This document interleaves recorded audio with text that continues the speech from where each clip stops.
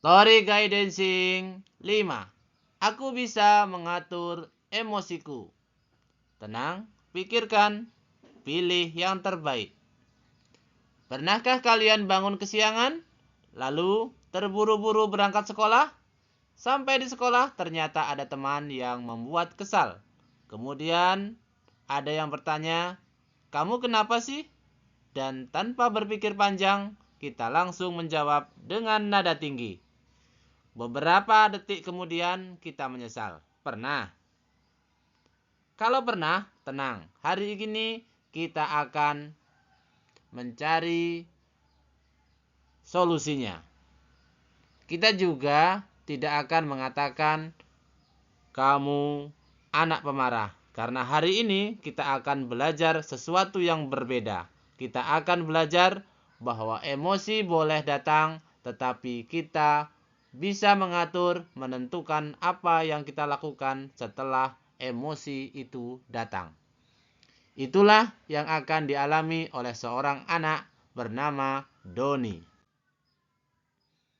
Pagi itu, Doni bangun terlambat. Ia melihat jam, matanya langsung membesar. Aduh, telat lagi. Doni segera memakai seragam. Tas dimasukkan seadanya. Ia berlari menuju sekolah. Napasnya mulai terengah-engah. Pikirannya hanya satu, jangan sampai terlambat. Sesampainya di sekolah, Doni sudah dalam kondisi terburu-buru. Nah, coba kita pikirkan, apakah keadaan seperti ini bisa mempengaruhi perasaan seseorang? Tentu bisa. Ketika tubuh lelah, terburu-buru, lapar, kurang tidur, dan sedang banyak pikiran, kita terkadang menjadi lebih mudah tersinggung. Jadi, langkah pertama memahami emosi adalah kenali keadaan diri kita. Ketika Doni masuk kelas, seorang teman bernama Denny tidak sengaja menyenggolnya. Buku Doni hampir jatuh. Denny berkata, "Maaf Doni, tidak sengaja."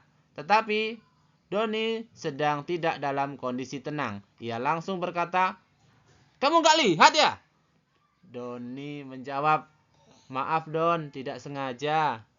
Sebenarnya masalahnya kecil, hanya senggolan, tetapi emosi Doni sudah terlanjur meningkat. Pernahkah kalian mengalami hal seperti ini? Masalahnya kecil, tetapi reaksi kita besar. Mengapa? Karena kita seringkali yang kita hadapi bukan hanya kejadian seperti itu. Kita juga membawa keadaan tubuh, pikiran, dan perasaan kita sebelumnya. Doni semakin kesal. Jantungnya berdetak cepat. Tangannya mengepal. Wajahnya menegang. Teman-temannya mulai memperhatikan. Denny bertanya, "Kenapa sih Don?"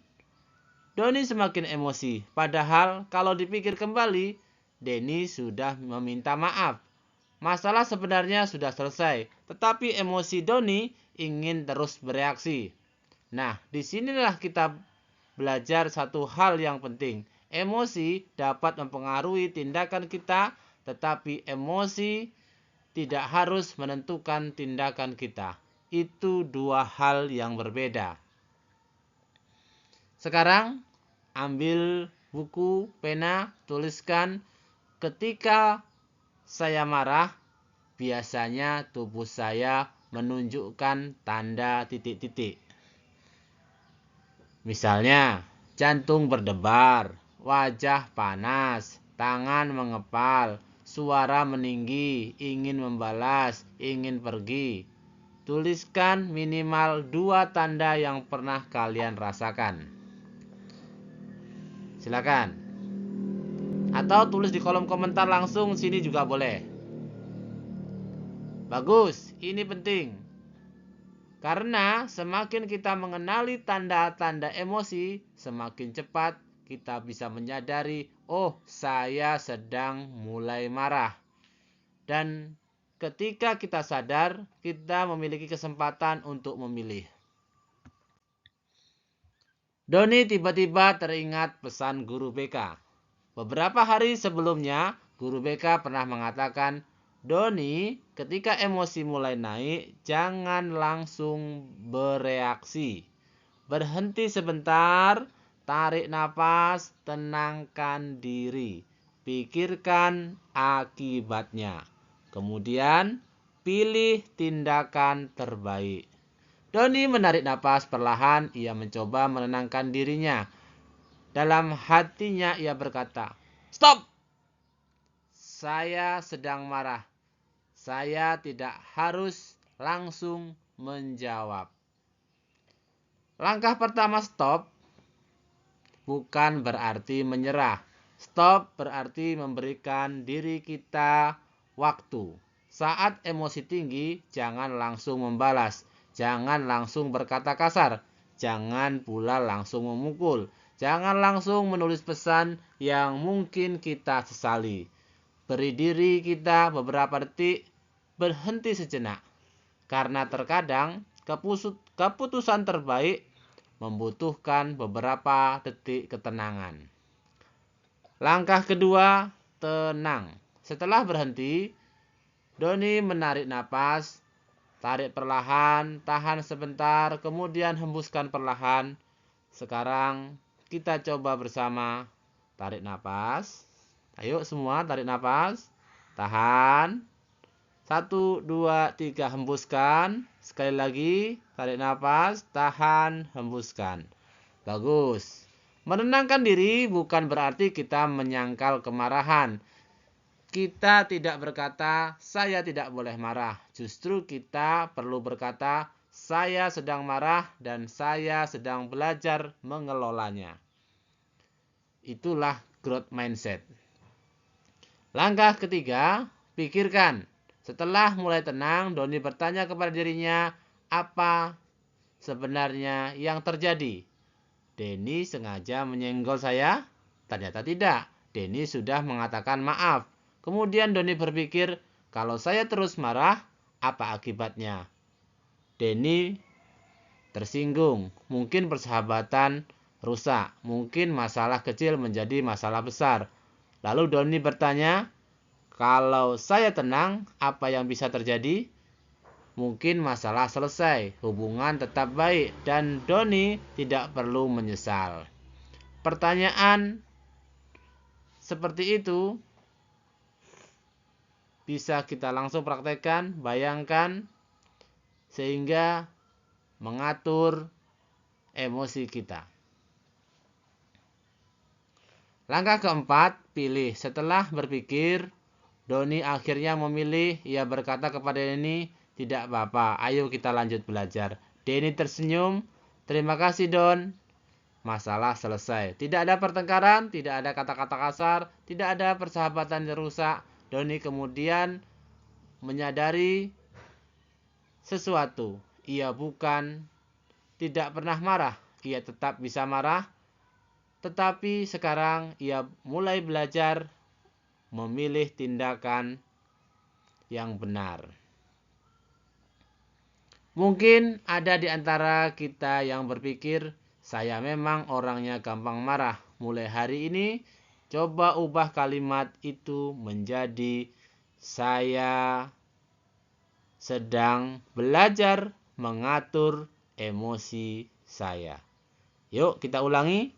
Saya sedang belajar mengatur emosi saya. Atau saya belum terbiasa tenang, tetapi saya bisa belajar. Boleh juga, saya bisa belajar dari kesalahan saya dan mencoba lagi.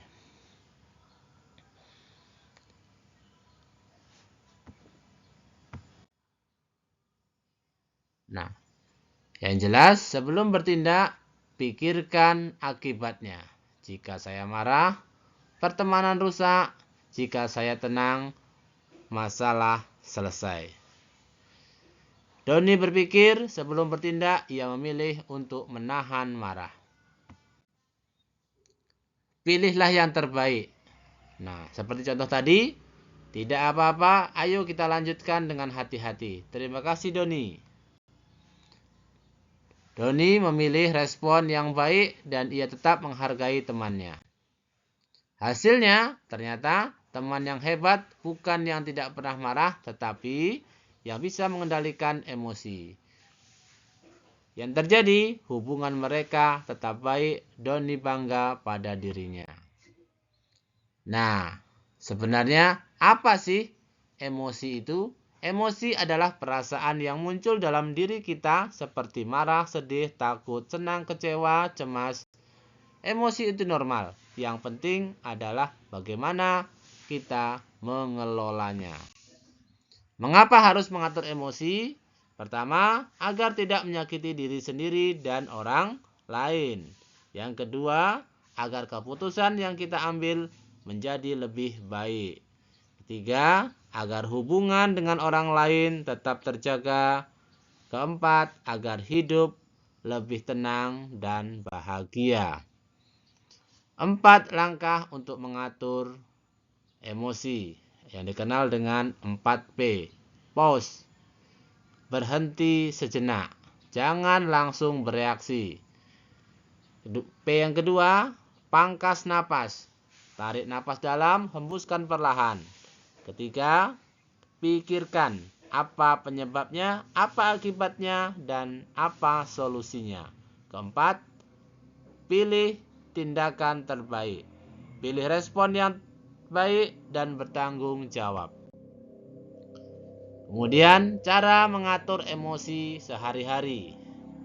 Tidur cukup dan makan teratur, olahraga dan bergerak aktif, curhat kepada orang yang dipercaya. Tulis perasaan di buku jurnal atau buku pribadi. Jangan lupa berdoa dan bersyukur setiap hari. Mari saat ini buat komitmen pada diri sendiri.